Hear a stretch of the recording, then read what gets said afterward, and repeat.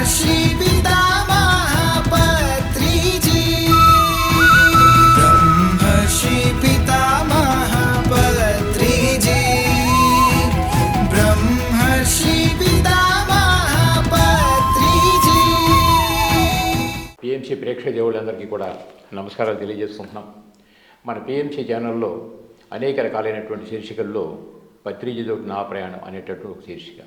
ఇప్పటికీ ఈ శీర్షికలో ఎంతోమంది పిరమిడ్ మాస్టర్స్ అసలు వారి పత్రికా దగ్గరికి ఎందుకు వచ్చారు, ఆరోగ్యం కోసం వచ్చిన, సమస్యల నుంచి బయటపడటానికి వచ్చిన తర్వాత పత్రిజీ అందించేటటువంటి జ్ఞానాన్ని పుటికి పుచ్చుకున్న తర్వాత వాళ్ళ జీవితంలో ఎటువంటి మార్పులకు లోనయ్యారు, ఆ మార్పులు వాళ్ళ జీవితంలో ఆరోగ్యంగా ఆనందంగా ఉండటానికి ఎట్లా ఉపయోగపడుతున్నాయి.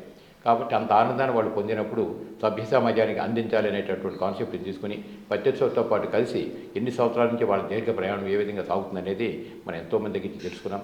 ఈరోజు మనము ఆదిలాబాద్ జిల్లాలోకి మనం వచ్చి ఉన్నాం.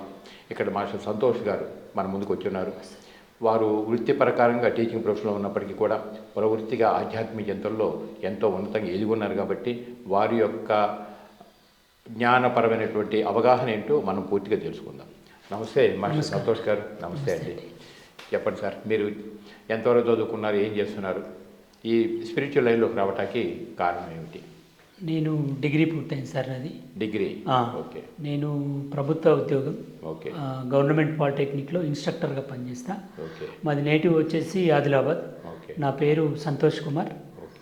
నేను ధ్యానంలోకి 2016లో రావడం జరిగింది. ఓకే. 2016లో మన ధ్యాన ప్రచారంలో భాగంగా మా విలేజ్కి వచ్చినప్పుడు వీరిని మా తమ్ముడు తీసుకురావడం జరిగింది. దానికంటే ముందు మా మేడం ఆల్రెడీ 2013లోనే ధ్యానంలో ఉంది. కానీ నేను దాన్ని టేకప్ అంటే దాన్ని స్వీకరించలేకపోయినా. అంటే ధ్యానం యొక్క ప్రభావం నా పైన అప్పటికి చూపించలేదు. ఏదైతే మా విలేజ్కి తీసుకురావడం జరిగిందో అప్పుడు ఆ రోజు వీళ్ళు పెట్టిన ప్రోగ్రాంలో నేను వారు చేయించిన ధ్యానానికి అట్రాక్ట్ అయ్యి ఇక అప్పటి నుంచి నా ధ్యాన జీవితం, నా ఆధ్యాత్మ జీవితం ప్రారంభమైంది. మీ మిసెస్ 2013 నుంచి 2016 వరకు మీ మిసెస్ కంటిన్యూ చేస్తున్నారు. మీరు అందుకోగలిగింది 2016. నాకంటే 3 years ముందు ఆమె ధ్యానంలోకి వచ్చింది. అయితే ఆమెను బాగా గమనించి ఉంటారు మీరు? గమనించున్నా, చాలాసార్లు గమనించాను.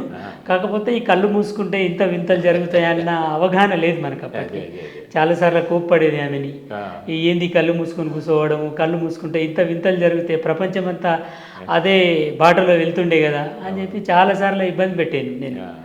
కానీ తర్వాత తెలిసింది మళ్ళీ దీని యొక్క.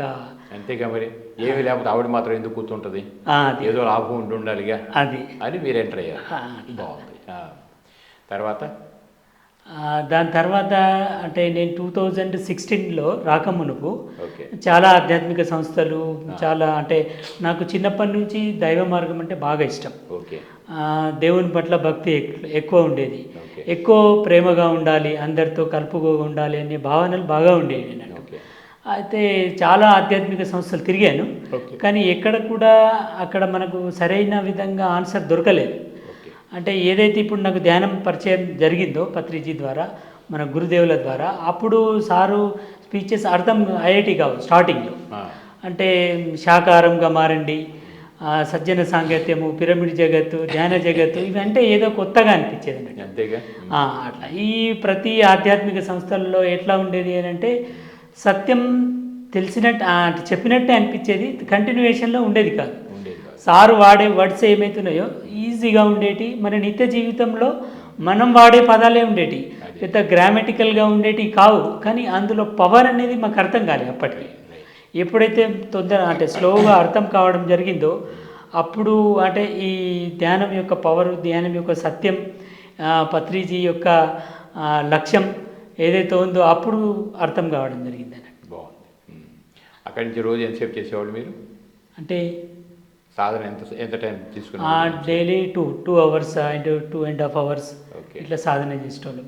ముఖ్యంగా ఫస్ట్ నేను వచ్చిన ధ్యానంలోకి వచ్చిన ఒక 6 monthsకి నాకు 2 చెవులు సర్జరీ అయ్యి. 2 అయితే చాలా హాస్పిటల్ తిరిగిన అప్పుడు కూడా మళ్ళీ సర్జరీ అని చెప్పిండ్రు. మళ్ళీ ఎక్కడికైనా మనము ప్రోగ్రామ్స్కి వెళ్ళినప్పుడు కానీ, అంటే మ్యారేజ్లలో వెళ్ళినప్పుడు కానీ, డీజే కానీ ఏదైనా మైక్ సిస్టమ్ ఉంటే అక్కడ నిలబడేటోని కాదు. Okay. ఎందుకు అని అంటే ఆ వైబ్రేట్కి నాకు అంత ఇరిటేషన్ వచ్చేది. ఓకే. ఎప్పుడైతే నేను ధ్యానం మొదలుపెట్టిండో ధ్యానం మొదలుపెట్టినప్పటి నుంచి కొద్ది రోజుల్లోనే ఒక 6 months or 1 year లోపలనే నా లోపల ఉన్న హెరిటేషన్ వెళ్ళిపోయింది, ఆ సౌండ్ ఎలర్జీ వెళ్ళిపోయింది. ఇప్పుడు ఎంత పెద్ద డీజే దగ్గరన్నా కానీ నిల్చో వినగలుగుతున్నాం, ఆ ఇబ్బంది ఏం లేదు. ఇప్పుడు వినికిడి కూడా తగ్గుండేది, ఇప్పుడు చాలా పెరిగింది ఇప్పుడు దానివల్ల. అట్లా బట్ ఎనర్జీ సిస్టమ్స్ అన్నీ కంట్రోల్ అయిపోయినాయి. ఫిజికల్గా అంటే బాగా సెట్ అయింది. అంటే సార్ చెప్పేది ఏంటి అని అంటే, ఫస్ట్ మనం ఆరోగ్యం కావాలి అని అంటే మాంసాహారిగా ఉన్నాం, శాకాహారిగా మారండి, ఆరోగ్యంగా ఉంటేనే మనం దేనైనా సాధించవచ్చు అంటే ఆ ఇతరుల సొసైటీలలో ఇవి చెప్పేది కాదు. అందులో భక్తి మార్గము, మంత్రోపదేశము ఇటువంటివి ఉండేది కదా. ఎప్పుడైతే మనం ఈ సొసైటీలో వచ్చినాక ఏమనిపించింది అని అంటే, ఫస్ట్ శాకాహారిగా మారితేనే మన మానసిక పరిస్థితి మారుతుందన్న సత్యం తెలుసుకోవడం జరిగింది. అది మన గురుగారి ద్వారా, మీకు అనుభవం ద్వారా వచ్చింది. అంటే ఇంతకుముందు ఏమైతే ఏంటంటే ఆహారంతో ఇంత మార్పు ఉంటుంది అన్న విషయం తెలియదు మనకు, సత్యం తెలియదు అప్పటికి. ఆహారం ఇంత మార్పులు ఎందుకు తీసుకొస్తుంది, మనం ఫిక్స్ అయిపోతే దేనైనా సాధించుకోవచ్చు కదా అన్న భావన ఉండేది. ఇప్పుడు ఏమైంది అంటే ఆహారం మార్పుల వల్ల మొత్తం మన ఆలోచన విధానం మారితే పరిస్థితులు మారుతాయనే సత్యం ఈ పిరమిడ్ ద్వారానే తెలుసుకోవడం జరిగింది, పిఎస్ఎస్ఎం ద్వారా. బాగుంది. ఇప్పుడు మరి మీ మిస్సెస్ మీకంటే 3 సంవత్సరాల ముందే కదా, ఆవిడ శాకాహారిగా మారటం అప్పుడే మారారా? ఆమె నాకంటే ముందే శాకాహారిగా మారింది, అప్పుడే నన్ను శాకాహారిగా మార్చేసింది. ఆమె శాకాహారిగా మార్చింది, కానీ ధ్యానం తీసుకోలేకపోయినాను. శాకాహారిగా ఆమెతో పాటు మారిపోయినాను. మీరు కూడా మారిపోయినా, నాతో పాటు పిల్లలు కూడా మారిపోయినారు. పిల్లలు పాప బీటెక్ డిగ్రీ ఫైనల్ ఇయర్, బాబు బీటెక్ ఫస్ట్ ఇయర్. వాళ్ళు కూడా శాకాహారిగా మారిండ్రు. మొత్తం అంటే ఆవిడ మారటం ద్వారా ఇంటిలో 10 ముందు శాకాహారిగా అయితే మారిపోయారు. శాకాహారిగా ధ్యానం మీతో పాటు మీ పిల్లలు కూడా ధ్యానం చేస్తారా? మా పిల్లలు చేస్తారు, మా మమ్మీ డాడీ చేస్తారు. మా సరౌండింగ్ మొత్తానికి మా బంధుత్వాలు అందరూ కలిస్తే ఒక దాదాపు ఒక 100 మందిని ఈ మార్గంలోకి తీసుకురాగలను. ప్రతి సంవత్సరం కడతాల్కి ఒక బస్సు తీసుకురావడము కంపల్సరీ. ఎందుకంటే సార్ చెప్పేది కదా, ఫస్ట్ మీ ఇల్లు, ఇల్లు మారితే సమాజం మారిపోతుంది. ఫస్ట్ వ్యక్తి తర్వాత ఇల్లు. అది అప్పుడు చెప్పినప్పుడు అనిపించేది, ఇల్లు ఎందుకు మారాలి, అవసరమా ఇల్లు అనిపించేది అన్నట్టు. ఇప్పుడు అర్థమైంది అన్నట్టు మన గురువు గారి యొక్క విజన్ ఏంది అనేది. వ్యక్తిని మార్చడంతో పాటు కుటుంబం మారింది, కుటుంబంతో పాటు సమాజంతో పాటు టోటల్గా మొత్తం నెట్వర్క్ అంతా చేంజ్ అయిపోతుంది. మనం ఏది సాధించాలన్నా ఇంట్లో మనకు వాతావరణం కనుక అనుకూలంగా లేకపోతే ప్రపంచంలో మనం దేన్ని సాధించలేమనే సత్యం మన గురువు ద్వారానే నేను నేర్చుకోవడం జరిగింది సార్. బాగా జరిగింది. ఏదో అంటారు కదా పూర్వం, ఎల్లాలు మారితే ఇల్లంతా మారిపోతాడు. అది మేము కల్లారా చూస్తున్నాం ఇప్పుడు. అదే గురువుడికి ఆవిడ ధర్మం ఆవిడ చేసింది, అంతే. ఇంకా ఆవిడ మార్పుతోటి మొత్తం ఇంటిలో 10 మారిపోయారు. ఇప్పుడు సారు స్పీచ్లు వింటా ఉంటే అప్పుడు అనిపించేది, ఇల్లాలికి ఇంత, అసలు ఇల్లాలిని తలుసుకుంటే సృష్టి టోటల్ మారిపోవడం ఈజీ అన్నట్టు. అందుకే గురూజీ మనకు ఇప్పుడు మహిళా ధ్యానం చక్రం అని మొత్తం మహిళల మీద ఫోకస్ చేస్తున్నారు. అంటే ఇంట్లో మనం దాదాపు జెంట్స్ ఇల్లాలి మాటనే వినడానికి ఆసక్తి చూపుతాం, వాళ్ళు చెప్పింది మనం వింటే 100% సక్సెస్ అనేది ఇప్పుడు తెలిసిపోయింది. కరెక్ట్. ఒకప్పుడు అనుకునేవాళ్ళం అంటే మగవాళ్ళ అణిచివేతతో అణిచివేయబడినటువంటి ఆడవాళ్ళు ఇప్పుడున్న కాలమాన పరిస్థితుల్లో మగవారి ఆదరణ ద్వారా ఇల్లుని చక్కదిద్దుకునే స్థాయికి ఎదిగి వచ్చారు వాళ్ళు కదా. ఈజీ. ఒకప్పుడు అణిచివేయబడ్డారు, ఇప్పుడు ఆదరించబడుతున్నారు ఆడవాళ్ళు. పూర్వం వాళ్ళకి సార్ సత్యం తెలియకనేందో మరి, అంటే ఆ ఇంటి యజమాని చెప్పినట్టే వినాలి అనే భావన ఉండేది మన ఇళ్ళల్లో. ఇప్పుడు మా తాతలు కానీ మా ఫాదర్స్ కానీ అంటే డాడీ చెప్పినట్టే వినాలి, అంటే కండిషన్స్. ఇప్పుడు ఏమైంది అంటే కండిషన్స్ అన్నీ వెళ్ళిపోయినాయి. ఇప్పుడు ఎక్కడ కండిషన్ లేదు, ఏం లేదు. అసలు సారు చెప్తా ఉంటాడు, మనం ఏదైతే ఈ పిరమిడ్ ధ్యానం అలవాటు చేసుకున్నారో నిత్యం ఒక గేమ్, ఒక ఆటలా ఆడాలన్నది సార్ చెప్తా ఉంటాడు కదా. ఇప్పుడు అర్థమైంది అన్నట్టు, లైఫ్ అంటే ప్రతి మూమెంట్ గేమ్గా తీసుకోవాలి. ఒక ఆటగా తీసుకున్నట్లయితే మన లైఫ్లో ఏది ఛాలెంజ్ అనేది ఉండదు. ఎందుకు అని అంటే ఫిక్స్ అయిపోతాం మనం. ఏది ఎవ్రీథింగ్ మనం చేసుకున్న కర్మానుసారం వస్తుందన్న భావన ఇప్పుడు మనకు, ఇంతకుముందు భావన మాత్రమే ఉండేది ఇప్పుడు, కానీ ఇప్పుడు ప్రాక్టికల్గా చూస్తున్నాం మనం. ఆచరణలోకి వచ్చేసి ఆచరణలోకి వచ్చింది. మళ్ళీ ఏమవుతుందంటే మార్నింగ్ లేచిన నుంచి రాత్రి పడుకునే వరకు మనం ఏదైతే మన రోల్ పాటించడానికి మనం సమాజంలోకి వెళ్తామో ఆ రోల్ని ఎట్లా పాటించాలి, ఆ రోల్ యొక్క మన బాధ్యతల్ని ఎట్లా ఇవన్నీ నేర్చుకోవడం జరిగింది. నేను చాలా సంస్థలలో తిరిగిన కానీ ఇంత సునాయాసమైన పద్ధతిని మాత్రం ఎక్కడ చూడలేదు సార్. ఇది ఎంత 3 ముక్కల్లో వచ్చేస్తా బస్ అంతే, చిన్నగా షార్ట్ అండ్ స్వీట్గా, మళ్ళీ ఏదో గంటలు చెప్పి మిమ్మల్ని ఇబ్బంది పెట్టే రకం కూడా కాదు. కూర్చోండి అంటే అప్పుడు అర్థమయ్యేది కాదు, ఎందుకు కూర్చోమంటున్నాడు సార్, అసలు కూర్చుంటే వస్తుందా అనే భావన. నేను కూడా చాలాసార్లు మా మేడంని ప్రశ్నించేది, ఆమె కూర్చునేది. ఆమె లోపల ఏంటంటే సార్, నేను ఎన్నిసార్లు టెంప్ట్ అయినా ఆమె టెంప్ట్ అయ్యేది కాదు. ఎందుకు అని అంటే నాకు అర్థమయ్యేది కాదు అప్పుడు ఈ ధ్యానం యొక్క పవర్ అని చెప్పి. నేనేమనుకుంటుంటేనంటే మగవారికి ఆన్సర్ ఇవ్వద్దు కదా, ఆ వేలోకి ఇంత ఆమె ఇస్తలేదేమో అన్న భావన ఉండేది నాకు. ఇప్పుడు ఇళ్ళకి వచ్చిన తర్వాత అర్థమైంది, అహో ధ్యానం వల్ల మనం దేన్నైనా తట్టుకోకునే శక్తి పెరుగుతుంది, ప్రేమ పెరుగుతుంది, దయ, కరుణ, జాలి, ఈ భగవత్ లక్షణాలన్నీ మన లోపల ఇమిడ్చుకొని మనమే దైవంగా, మనం నడియాడే దైవాలు అని సార్ ఎట్లయితే అంటూ ఉంటాడో అది మనమే అని చెప్పి సత్యాన్ని బద్దలు కొట్టి చెప్పిన గురువు గారు మన పత్రిజీ గారు. మొత్తం మీలో ఉన్న ఇరిటేషన్స్ అన్నీ అయిపోయినాయి. ఎటువంటి ఇరిటేషన్స్ లేవు. బయట ఏదైనా మనకు పనులు జరగకపోయినా కానీ, మనం అనుకున్నది ఒకవేళ మన మాట వినకపోయినా కానీ అక్కడ మనం సైలెంట్గా ఎలా ఉండాలి, ఎట్లా ఉంటే బాగుంటుంది, మనం అనవసరమైన విషయం. మళ్ళీ సారు మాట మీద ధ్యాస అని చెప్పిండు, చూపు మీద ధ్యాస అని చెప్పిండు, వినికిడి మీద, ప్రతి ధ్యానం మీద ధ్యాస పెట్టే ఆలోచన ధోరణి మనకు అలవాటు చేసిండు. నిజంగా సార్ చాలా అద్భుతం మన పిఎస్ఎస్ఎం యొక్క వర్క్.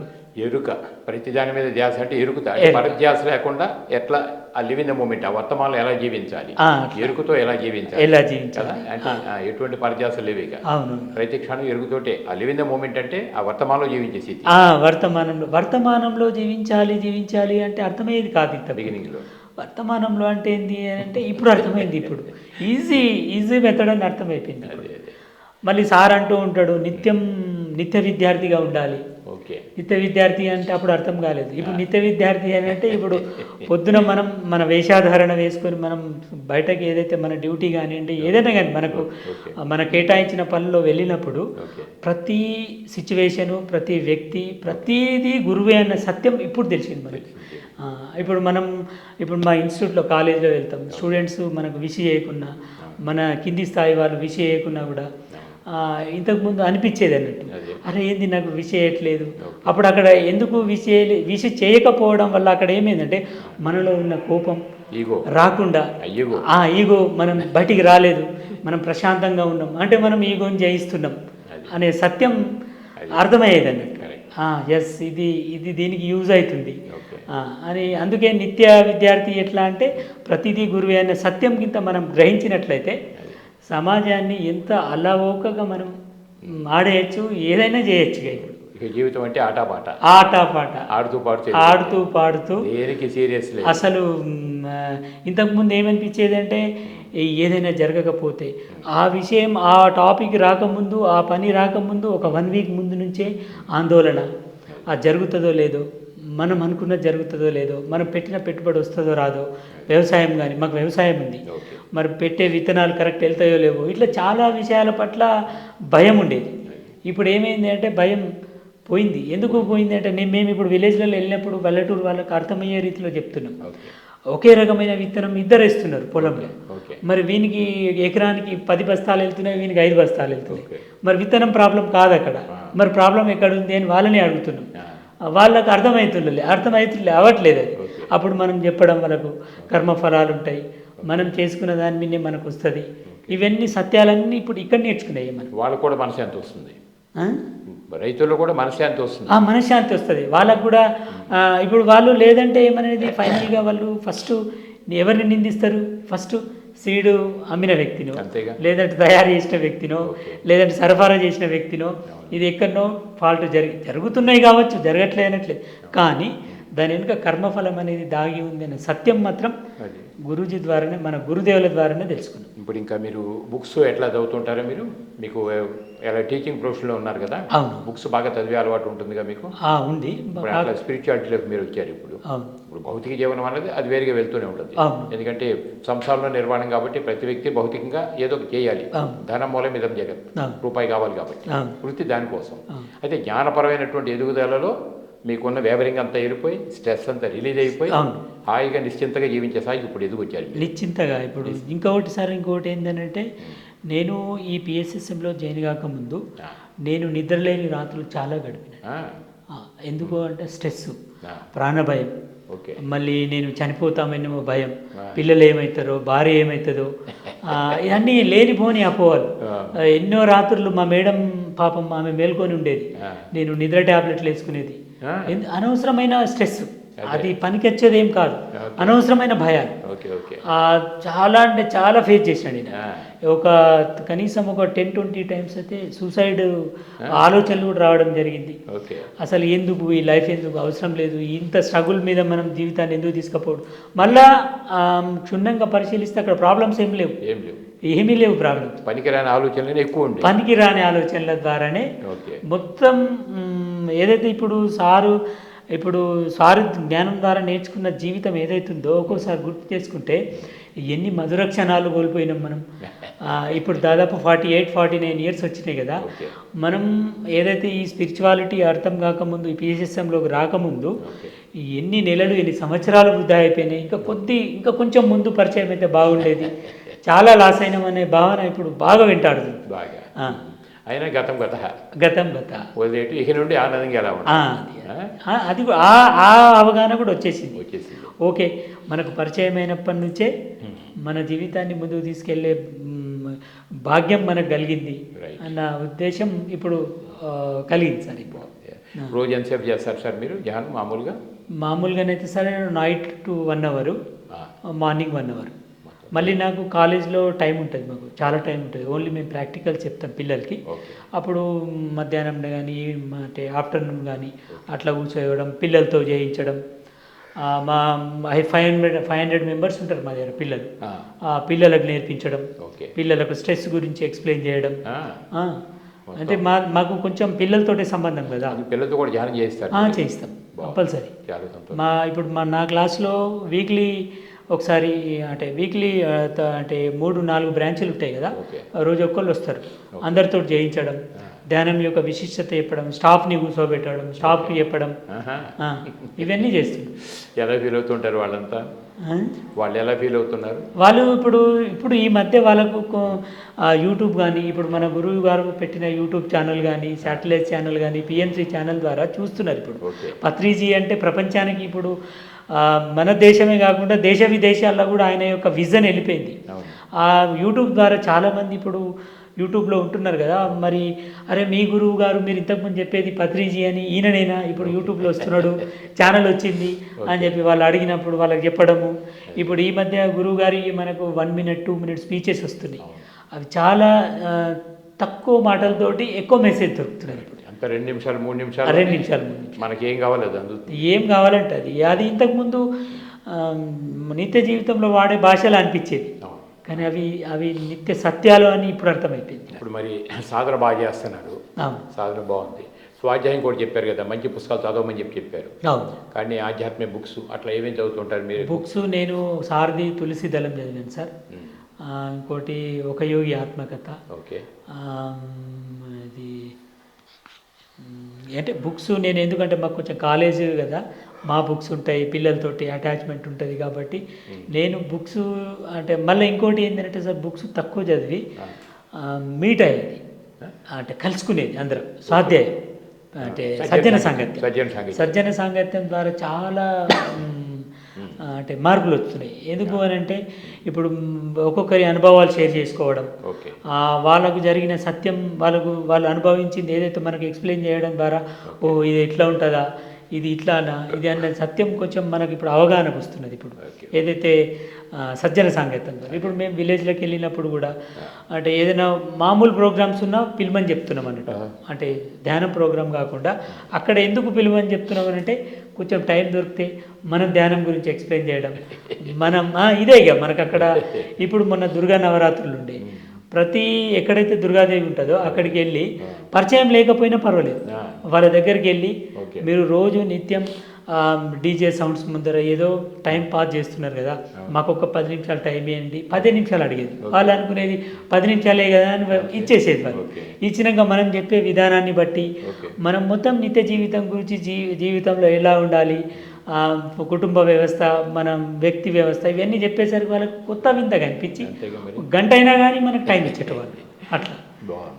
బుక్స్ తక్కువ సార్ ఈ స్వాధ్యాయం ఎక్కువ చేసే అంటే సజ్జన సాంగత్యం ఎక్కువ అంతే. ఇప్పుడు మిగతా బుక్స్ ఎలా ఉన్నా కనీసం మనకి మంత్లీ మ్యాగజైన్ వస్తుంది కదా ధ్యాన అవును, జగత్ వస్తుంది ధ్యాన జగత్ అవి చెప్పిస్తున్నారా మీరేమన్నా? అవును మా విలేజ్కి వస్తుంది సార్ అది Okay. విలేజ్లో ఎందుకు అంటే అమ్మ నాన్న అక్కడ ఉంటారు అలాగా మనకు ఇక్కడ మా దగ్గర వస్తుంది వాళ్ళు చదివి అక్కడ మా మేనమామ మా మా అమ్మగారు ఊరు ఒకటే ఊరు Okay. అక్కడ దాదాపు ఒక 10 నుంచి 20 మందిని ఇప్పుడు ధ్యానంలోకి తీసుకురావడం జరిగింది Okay. మన గురూజీ శరీరాన్ని వదిలేసినప్పుడు మా మేనమామని తీసుకొచ్చినాం అక్కడికి Okay. ఆయన వీక్లీ దాదాపు 7 days నాన్ వెజ్ తింటాడు సార్ ఆయన 7 days daily 2 times non veg అంటే ఆయనకు అంత ఇష్టం Okay. మన గురువుగారు శరీరం వదిలినప్పుడు ఆయన తీసుకొచ్చినప్పుడు ఏం జరిగింది అంటే ఆ లైన్లో వెళ్ళి పైకి వెళ్ళి కిందికి దిగేసరికి మన గురువు గారు ఇట్లా చూసిండట ఆయన అక్కడనే వదిలేసిండు అక్కడనే శాకాహారిగా మారిపోయింది ఆ చూపు వల్లనో మరేందో మన గురువు గారి చూపుతోని మళ్ళీ కిందికి దిగిన తర్వాత ఆయన అడిగిండు నన్ను మరి చనిపోయిండు అని చెప్పిండు అంటే ఆయన చనిపోయిండు అని చెప్పిన మరి చూసిండు కదా అని చెప్పాడు నేనన్నా గురువులకు మరణం ఉండదు మామ అది నీకు అర్థం కాదు ఇప్పుడు నువ్వు రా దీంట్లోకి వస్తే నీకు అర్థమవుతుందని చెప్పినప్పుడు ఆయన ధ్యానంలోకి రావడం వాళ్ళ కుటుంబం మారడం ఇట్లా చాలా మార్పులు జరుగుతున్నాయి. ఇక మీరు మీ కాలేజీలో పిల్లలకి అట్లా చెప్తే పాటు మీ ఊళ్ళు వెళ్ళినప్పుడు కూడా రైతులతో వాళ్ళతో కూడా పరిచయం బాగా చేస్తున్నారు. తర్వాత చెప్పండి. అట్లా పిల్లలకు చెప్పడము మన విలేజ్లలో చెప్పడము. ఓకే. విలేజ్లో ఎట్లా ఉంటుందంటే వాళ్ళకు పల్లెటూరు లాంగ్వేజ్లో చెప్పాలి. మనము మన కళ్ళు మూసుకొని కూర్చోండి అంటే వాళ్ళు వెంటనే కూర్చోరు. వాళ్ళకు ఫస్ట్ ఏంటి అంటే సంపూర్ణ ఆరోగ్యం గురించి ఎక్స్ప్లెయిన్ చేయడం. కరెక్ట్. మీకు అసలు మీరు ఇప్పుడు ఏదైతే వ్రతాలు కానీ నోములు కానీ చేస్తున్నారు కదా, పూజలు చేస్తున్నారు, ఉపవాసాలు ఉంటున్నారు, వీటి వెనుక మీకు ఏం కావాలి, అసలు ఎందుకు చేస్తున్నారు మీరు, మరి దీనివల్ల మీకు ఏమైనా లాభం కావాలంటే ఏం కావాలి. ఒకవేళ మీరు సపోజ్ అమ్మవారిని పూజిస్తున్నారు అనుకోండి, ఈరోజు అమ్మవారు ప్రత్యక్షమవుతారు మీకు రాత్రి, మీకు ఏం కావాలని అడిగినారు అనుకోండి, అప్పుడు మళ్ళీ పక్కన వాళ్ళని లేపో లేదంటే ఇంకెవరికో కాల్ చేసి చెప్తారా మరి ఏంది అసలు మీరు అని అడిగితే వాళ్ళు నవ్వేది అన్నట్టు. కరెక్టే మరి ఇవి ఏం కావాలో మీకు ఐడియా లేదు, తెలియదు, మీరు పట్టేస్తున్నారు. మరి సడన్లీ మనకు ప్రత్యక్షం అయితే ఎట్లా అడగాలి, ఏం చేయాలి అని అవన్నీ ఏం అడుగుతారో అడగరో తర్వాత ముచ్చట. కానీ ఫస్ట్ మీకు సంపూర్ణ ఆరోగ్యం కావాలన్నా వద్దా, కావాలా, మాకు అది ఉంటే అన్నిన్నట్టే అని వాళ్ళు చెప్పేది అన్నట్టు. మరి అది ఎట్లా వస్తుంది, మీకు కావాలని ఉంది, మరి అది ఎట్లా వస్తుందో మేము చెప్పడానికి వచ్చినాం, మరి వింటారా, వింటాం. అప్పుడు వాళ్ళకు మొదలు పెట్టేది అన్నట్టు. మెల్లగా కళ్ళు మూసుకోవాలి, ఇట్లా శ్వాసను గమనించాలి, గమనిస్తే మన శరీరంలో ఇట్లా మార్పులు వస్తాయి. శరీరంలో మార్పు వచ్చినప్పుడు మీ బాడీలో ఉన్న రుగ్మతలు కానీ చిన్న జబ్బులతో పాటు క్యాన్సర్ వరకు తగ్గించుకోవచ్చు. అట్లా అని చెప్పి మాకు జరిగిన ఎక్స్పీరియన్సెస్ షేర్ చేయడము, మాకు జరిగిన ఏదైతే ఫిజికల్ ఎఫెక్ట్స్ ఉన్నాయో అవన్నీ చెప్పడం వాళ్ళకు. అట్లా వాళ్ళు మెల్లగా దానంలోకి తీసుకొచ్చి మళ్ళీ వాళ్ళకు కఠినంగా కూర్చోవడం, కంపల్సరీ నియమ నిబంధనలు ఏం లేవు, ఫ్రీగా ఉండాలి. మళ్ళీ మనం ఎట్లా చెప్తున్నామంటే బెడ్ పైన కూర్చోవచ్చు, చైర్ పైన కూర్చోవచ్చు. ఇప్పుడు పల్లెటూళ్ళలో ఎట్లా ఉంటుందంటే వాళ్ళకు నియమాలు బాగా పెట్టుకుంటారు వాళ్ళు. కంపల్సరీ నియమ నిబంధనలు ఉంటేనే అది భక్తి అనే భావన బాగుంటుంది మా సైడ్. దానికి ట్యూన్ అయిపోయినారు. దాంట్లో నుంచి బయటికి రావాలంటే వాళ్ళు రాలేరు. వాళ్ళ వేలో వెళ్ళి ఇట్లుంటుంది, మీరు ఇట్లా చేయొచ్చు అని చెప్పి వాళ్ళని ఎక్కడికి వెళ్ళి వాళ్ళని కళ్ళు మూసుకొని కూర్చోబెట్టే ప్రయత్నం చేయడం మనం.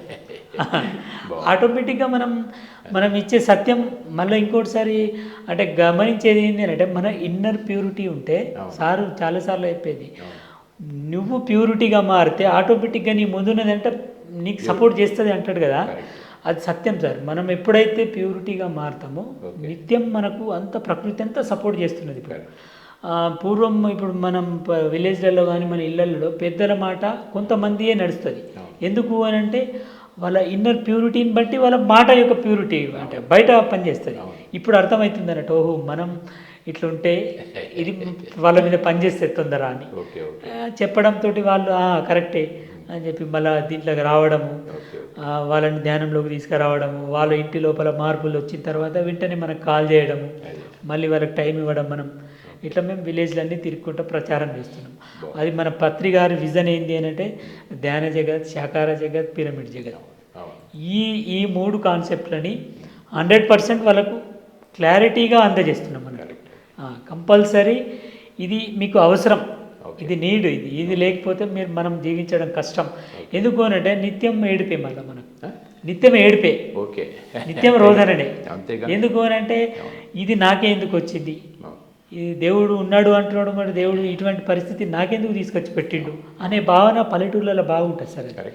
దాన్ని బయటకు తీయాలంటే వాళ్ళకి వాళ్ళ వేలో ఎక్స్ప్లెయిన్ చేయాలి మనం.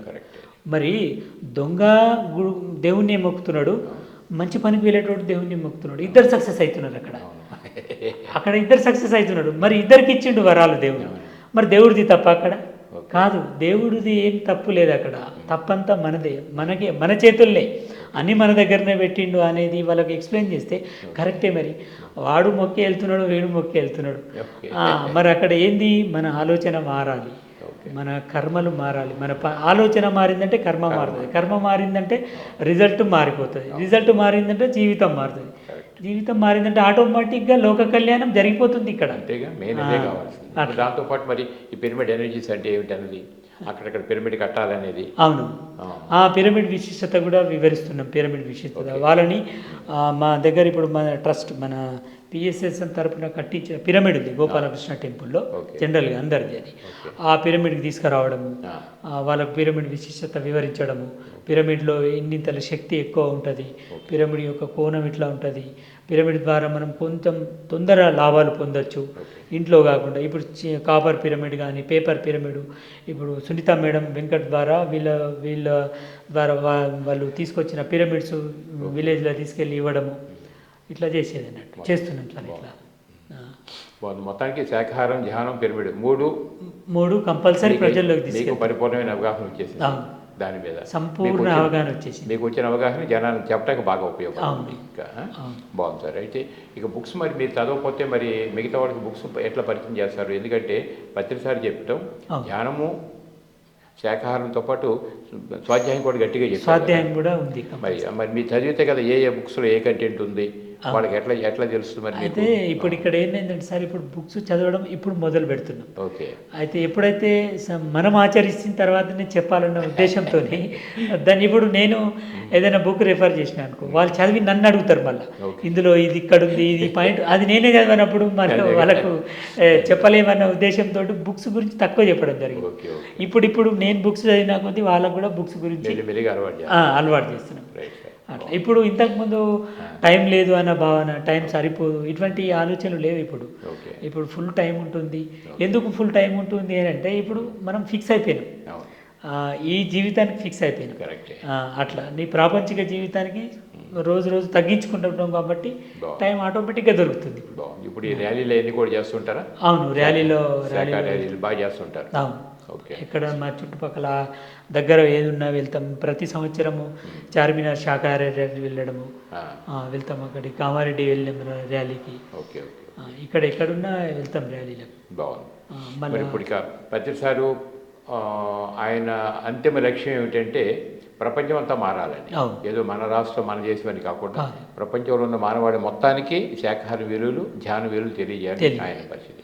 దానికోసం మనం పోయి ప్రపంచం అంతా ఎలా తిరగలేము. అందుకని కదా ఇప్పుడు మనకి ఛానల్ కావాలి, టెక్నాలజీ పెరిగింది కాబట్టి ఒక ఛానల్ కావాలన్నట్టు దాన్ని పిఎంసి, పిరమిడ్ మెడిటేషన్ ఛానల్ అని పేరు పెట్టడం మరి ఇది పెట్టారు. ఇప్పుడు చిన్న యూట్యూబ్ ఛానల్ స్టార్ట్ అయింది అటువంటిది ఇవాళ దాదాపుగా మరి శాటిలైట్ ఛానల్ కింద పడిపోయి కొన్ని లక్షల కోట్ల మందిని మోటివేట్ కోట్ల మందికి వెళ్ళిపోయింది. దాని మీద మీ అభిప్రాయం ఏంటి? మీరు చూసారు రెగ్యులర్గా పిఎంసీ? Compulsory sir. మేము మనకు ఎయిర్టెల్ డిష్ తీసుకున్నాం పిఎంసీ ఛానల్ కొరకు. Okay okay. ఇక్కడ సిటీ కేబుల్లో రాదని చెప్పి ఓకే. ఎయిర్టెల్ డిష్ తీసుకొని పిఎంసీ ఛానల్ ప్రత్యేకంగా పిఎంసీ ఛానల్ కొరకే. ఓకే. ఇప్పుడు యూట్యూబ్ వచ్చిన నుంచి కానీ పిఎంసీ ఛానల్ వచ్చిన నుంచి ఇప్పుడు మన గురువు గారు శరీరాన్ని వదిలిన తర్వాత ఇప్పుడు ఏదైతే సార్ మెసేజెస్ మొత్తం పబ్లిక్లోకి వెళ్ళాలంటే యూట్యూబ్ అండ్ పిఎంసీ చాలా వర్క్ చేస్తుంది సార్. చాలా బాగుందంటే విలేజ్లలో ఇప్పుడు మా విలేజ్లో పిఎంసీ ఛానల్ వాళ్ళకి పెట్టించినాం అనుకోండి సార్, వాళ్ళు పొలంకి వెళ్ళిపోయినాక మిగతా పీపుల్స్ ఉంటారు కదా, మిగతా జనాలు ఉంటారు కదా, ఈ ఎవరైతే ధ్యాన పరిచయం జరిగిందో ఆయన అందరినీ పట్టుకొచ్చి అక్కడ కూర్చోబెట్టడం. ఇప్పుడు మీ మీ మీ పేరు మీ పేరు చాలా తెలుసు, మీ పేరు తెలుసు, మీ ఇంటర్వ్యూ చూస్తారు వాళ్ళు. మళ్ళీ ఈ రామరెడ్డి సారు కొటేషన్స్ మొత్తం మొత్తం పిఎంసీకి అంకితం. ఛానల్ ఆన్ చేసిండ్రు అని అంటే ఆ కాలనీ వాళ్ళందరూ వచ్చేస్తారు.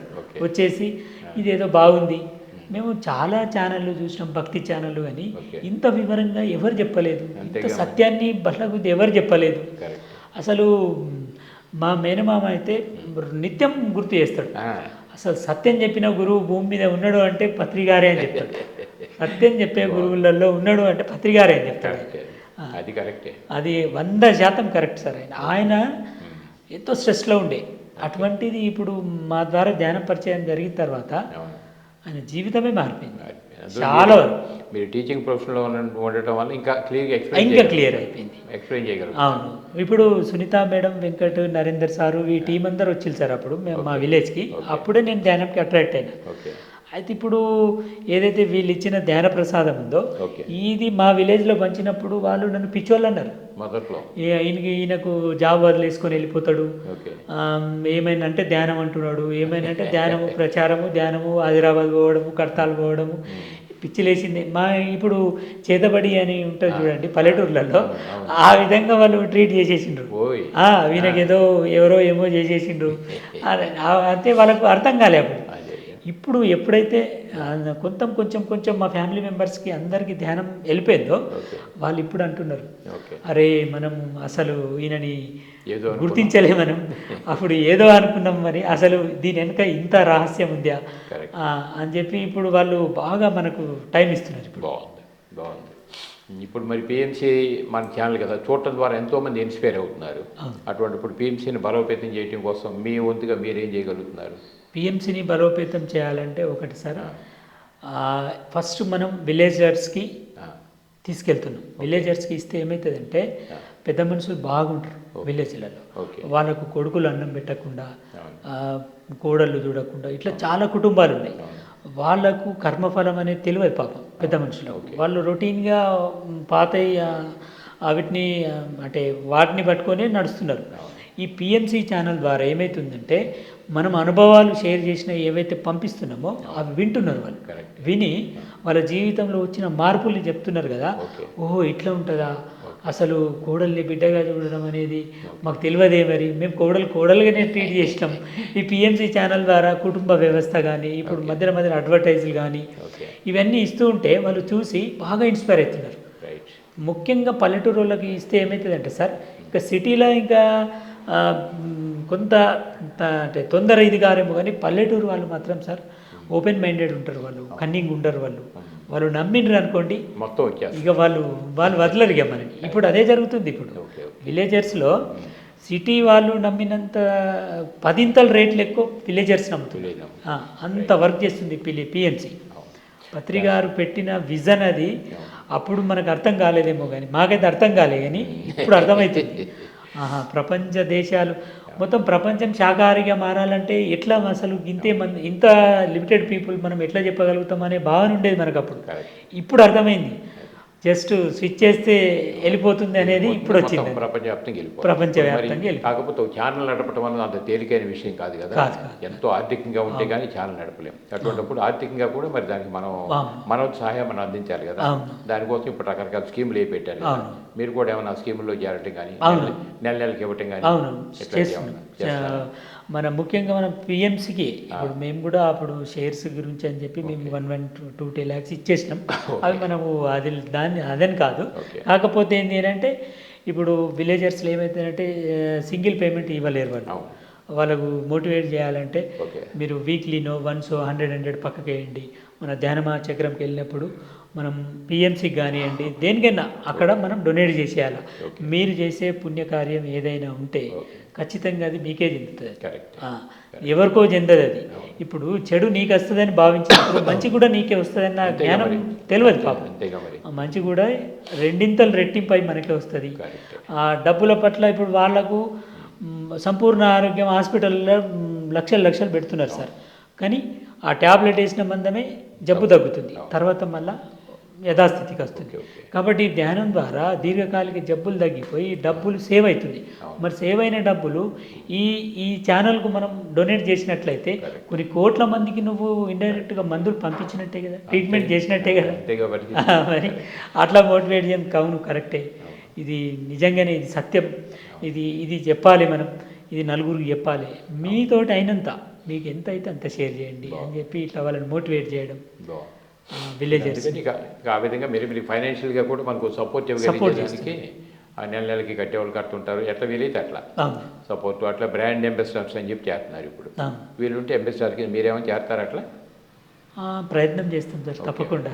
మనం ఇప్పుడు టోటల్ ఇప్పుడు ఏదైతే ఇప్పుడు ఈ ధ్యానం తర్వాత లైఫ్ ఏదైతే ఉందో కంప్లీట్ మన పిఎస్ఎస్ఎంకే ఈ భావన నేను నన్ను డిస్ట్రిక్ట్ ప్రెసిడెంట్గా కూడా మొన్ననే మన విజయభాస్కర్ రెడ్డి సార్ మొన్ననే అక్కడ అలౌన్స్ చేసి చెప్పిండు. బిఎస్ఎస్ఎం ఆదిలాబాద్ డిస్ట్రిక్ట్ ప్రెసిడెంట్ కూడా నాకే. అందువల్ల ఇప్పుడు అన్ని కోణాల్లో అందరినీ మోటివేట్ చేయటం. ఇక అది పిఎంసీని మరి ఎన్ని కోణాల్లో ఎట్లా అయితే అట్లా రైతు వారీగా ఉన్నారు కాబట్టి ఎట్లయితే అట్లా. విలేజర్స్ ఎక్కువ సార్, మాది బ్యాక్గ్రౌండ్ మొత్తం విలేజ్ బ్యాక్గ్రౌండ్. ఎక్కువ మంది అంబాసిడర్స్గా రాగలిగి సంవత్సరానికి 50,000 రూపాయలు దాటి చేయగలిగిన వాళ్ళంతా అంబాసిడర్స్ అవుతారు.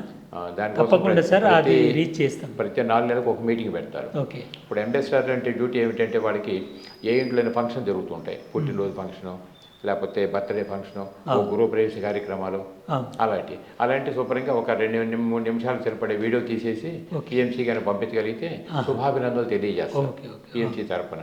అట్లా కూడా మనం చేయొచ్చు. ఏదైనా కానీ సంవత్సరం మొత్తం మీద 50,000 దాటి చేయగలిగితే పిఎంసీ అంబాసిడర్. తప్పకుండా సంవత్సరంలో 3 సార్లు మీటింగ్లు నడుస్తాయి. బయటికి తీసుకెళ్తారు చక్కగా, పుణ్యం పురుషార్థం అన్నట్టుగా మీటింగ్ అటెండ్ అయినట్టు ఉంటుంది, చుట్టుపక్కల చూసినట్టు ఉంటుంది. అట్లా కూడా చేస్తున్నారు మొత్తం మీద. ఎందుకంటే గురువు దగ్గర ఇంత విద్య నేర్చుకున్నాం కాబట్టి కృతజ్ఞతా భావంగా మనం ఏం చేయాలి, అది ప్రపంచం అంతా వెళ్ళాలన్నా మనం కూడా ఈ విధంగా వెళ్ళి పిఎంసీని పాలిస్తే మనం కూడా ప్రపంచవ్యాప్తంగా తిరిగి చెప్పడంలో భాగస్వాములు అవుతాం. తప్పకుండా మన వంతు భాగస్వామ్యం అని ఆటోమేటిక్ వెళ్ళిపోతుంది. గురువుగారు ప్రపంచాన్ని మార్చే అంత గొప్ప మహత్తర కార్యాన్ని తన భుజాల మీద వేసుకొని నడిపించినప్పుడు మన వంతు మనం చేయాలి కదా. చేయాలనే భావన కల్పించడం మనం చేయాల్సిన. పిరమిడ్ మాస్టర్లు ఇప్పుడు అదే ఫస్ట్ మనం పిరమిడ్ మాస్టర్స్. మళ్ళీ ఇంకోటి ఏంటంటే సార్, నాకు ఈ పిఎస్ఎస్ఎంలోకి వచ్చిన తర్వాత ఫస్ట్ మనం సెట్ అయితే మనం ఆపోజిట్ పర్సన్ ఆటోమేటిక్ సెట్ చేయగలుగుతాం. అంతేగా. అబద్ధాలు మాట్లాడడం, ఉన్నదే మాట్లాడాలి, చూసిందే మాట్లాడాలి. ఇప్పుడు ఇవి నేర్చుకున్నాం. ఇంప్లిమెంటేషన్లో కొంచెం అటు ఇటు అవుతుంది. దాన్ని మెల్లగా ఇంప్లిమెంట్ చేసినట్లయితే మన ప్రజల్లోకి వెళ్ళినప్పుడు ఆటోమేటిక్గా మనం ఆకర్షితులం అవుతాం. వాళ్ళు మనకు అట్రాక్ట్ అవుతున్నారు. ఇప్పుడు కంపల్సరీ అవుతుంది సార్. చాలా బాగుంది. పత్రిక చూసిన ప్రయాణం అంటే ఇంతే. ఇప్పుడు అట్లాగే ఇప్పుడు ఎన్నిసార్లు కలిసి ఉంటారు మీరు సార్ని పర్సనల్గా? సార్ని ఒక 4-5 టైమ్స్ ఏమో కలిసిన సార్. కలిసినప్పుడు ఏమన్నా మాట్లాడినా సారు ఒకసారి మా ఆదిలాబాద్ వచ్చినప్పుడు నరేందర్ సార్ ఇంట్లో టిఫిన్ చేసి వెళ్ళిండు. నాగ్పూర్ వెళ్తూ ఉంటే ఇటు వచ్చిండ్రు వాళ్ళు. ఆ రోజు నాకు దొరికింది అవకాశం. అయితే సార్ అప్పుడు నేను 2 years అయింది ధ్యానంలోకి వచ్చిన తర్వాత. సార్ నాకు ఏదో చేయాలి, బాగా ఇన్నర్ నుంచి నాకు వస్తుంది సార్, ఏదో చేసేయాలి అని చెప్పి ఇట్లా అడిగినని. అడిగితే సార్ ఏమన్నాడు, చేసేది ఏం లేదు, చేసుకుంటూ పో, నువ్వు చేసేది ఏమో నువ్వు చేసుకుంటూ పో, నువ్వు నీ లైఫ్ని నువ్వు గడుపుకుంటూ పో, అంతే, అది జరిగిపోతుంది అని చెప్పిండు. బయటకు వచ్చినాక నాకు అర్థం కాలే. అప్పటికి ఇక మళ్ళీ అర్థమైంది నాకు, ఎస్ మన ప్రవర్తననే ఆపోజిట్ వ్యక్తికి జ్ఞానంగా మారుతుంది. ఆపోజిట్ వ్యక్తికి మనం నోరు విప్పి చెప్పాల్సింది పని లేదు. మన జీవితం, మన నడక, మన మాట, మన చూపు, ఇవన్నీ మారినాయి అనుకోండి, ఆటోమేటిక్గా మనం అంతేగా. వాళ్ళు వేసుకుంటూ పోతే ధ్యానం అనే విత్తనాలు వేసుకుంటే అంతే. ఈ ధ్యానం అనే విత్తనాలు వేసుకెళ్తే ముందు మెల్లిగా అయ్యే మొదలవుతుంటాయి. అంత అవి ఒకరోజు మహావృక్షం అయిపోతాయి మన లెక్కని. అట్లా బాగుంది సార్. సో వెరీ హ్యాపీ మొత్తానికి. అంటే పత్రికతో ఎక్కువ కలిసి తిరగకపోయినా అవును. ఆయన విజనే మీ విజన్గా భావించారు కాబట్టి ధ్యాన ప్రచారం కానీ శాఖాహార ప్రచారం కానీ ఇవన్నీ చేసుకొని ఆదిలాబాద్ జిల్లా ప్రెసిడెంట్గా కూడా మీరు ఉన్నారు. అవును. So very happy sir. Okay, చాలా sir. సంతోషం. Thank you. మీ కర్తవ్యాన్ని మీరు నిర్వహిస్తున్నందుకు పత్రిక విజన్ పూర్తిగా మీరు అర్థం చేసుకుని అవును. ఆ విజన్ సక్సెస్ అవ్వటం కోసం మనం నమ్మినటువంటి శాఖాహారం ధ్యానం ఇవి ప్రపంచవ్యాప్తంగా ఆటాకి మీ లెవెల్ బేస్ మీరు చేస్తారని పిఎంసీని కూడా అదేవిధంగా బలపరుస్తున్నారు కాబట్టి అవును. వన్స్ అగైన్ మీకు ధన్యవాదాలు తెలియజేస్తాను. మరి ఈ మూమెంట్లో మీరు ఇంత లబ్ధి పొందారు కదా, అవును. మరి పిఎంసీ ప్రేక్షకులు మీరు ఏమి ఇస్తున్నారు సూచన? పిఎంసి ప్రేక్షకులకు నేను చెప్పేది ఏంటంటే, ఏదైతే మన గురువు గారు మన భుజాన పెట్టిన తను భుజాన పెట్టుకున్నది మన భుజాన పెట్టుకున్నది అంతా ఒకటే. ఏదైతే ఉందో శాకాహార జగత్, పిరమిడ్ జగత్, ధ్యాన జగత్, ఈ మూడింటిని మనం కనుక ఏదైతే పత్రికారు చేసిన దానికి అనుకూలంగా మనం కూడా ముందుకెళ్ళినట్లయితే మనం ప్రపంచవ్యాప్తంగా అంటే మనకిప్పుడు పిఎంసి ఛానల్ వచ్చింది, యూట్యూబ్ ఛానల్ వచ్చింది. జస్ట్ మనం చేయాల్సింది ఏమీ లేదు. మనం ఏదైతే ప్రచారం చేస్తున్నామో ఈ ఛానల్కు సపోర్ట్ చేస్తూ, ఒకవేళ మనం విలేజ్కి చెప్పడానికి వెళ్ళకపోయినా మన వంతు ఛానల్ నడవడానికి ఆర్థికంగా కానీ ఇంకేదైనా కానీ మన వంతు సపోర్ట్ చేసి మనం ముందుకు తీసుకెళ్లే ప్రయత్నంలో మనం భాగస్వాములం అయితే ఖచ్చితంగా ఇది శాకాహార జగత్, పిరమిడ్ జగత్, ధ్యాన జగత్ అతి త్వరలో ప్రపంచమంతా కావడం మాత్రం ఖాయం. కాబట్టి దీని యొక్క పాత్ర మనమందరం పోషించి మనం మన జన్మని ధన్యం చేసుకోవాలని నేను కోరుకుంటున్నాను సార్. థ్యాంక్ యూ మాస్టారు. Thank you. Thank you sir. చూశారుగా ప్రేక్షకులు ఇంతమంది చూస్తున్నారు కదా.